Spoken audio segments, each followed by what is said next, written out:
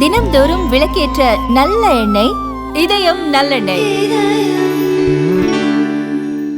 மின்னணு பொருட்கள், பசுமை எரிசக்தி, இராணுவ தளவாடங்கள் மற்றும் உயர் தொழில்நுட்பம் கொண்ட பொருட்கள் தயாரிப்புக்கு மிக அவசியமான அரிய வகை கனிமங்கள் கிடைப்பதை மத்திய அரசு உறுதி செய்துள்ளதாக மத்திய அமைச்சர் அஸ்வினி வைஷ்ணவ் தெரிவித்துள்ளார். சீனா அதிக அளவு கனிம வளங்களை வைத்திருப்பதோடு அதன் ஏற்றுமதிக்கு கடுமையான கட்டுப்பாடுகளை விதித்துள்ளது. இதனால் உலக அளவில் அரிய கனிமங்களுக்கு தட்டுப்பாடு ஏற்பட்டுள்ளது. இதன் விளைவாக இந்திய தொழில்துறைக்கு கனிமங்கள் கிடைப்பதில் சிக்கல் ஏற்படும் என்ற அச்சம் எழுந்தது.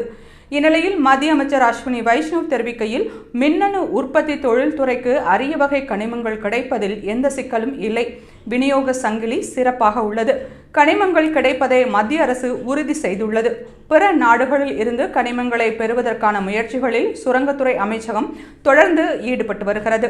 விரைவில் அதன் முடிவுகளும் வெளிப்படும் என்றார். மேலும் உள்நாட்டிலேயே அரிய வகை கனிமங்களை கண்டறிந்து வெட்டி எடுத்து பயன்படுத்தும் தேசிய திட்டத்தை மத்திய அரசு 16,300 கோடி ரூபாய் முதலீட்டில் தொடங்கியிருப்பதாகவும் தெரிவித்தார். பசுமை எரிசக்தி, உயர் தொழில்நுட்ப உற்பத்தி, இராணுவ பொருட்கள் உள்ளிட்ட துறைகளுக்கு தேவையான அரிய கனிமங்களில் தன்னிறைவு அடைவதே இத்திட்டத்தின் நோக்கம் என்று தெரிவித்துள்ளார்.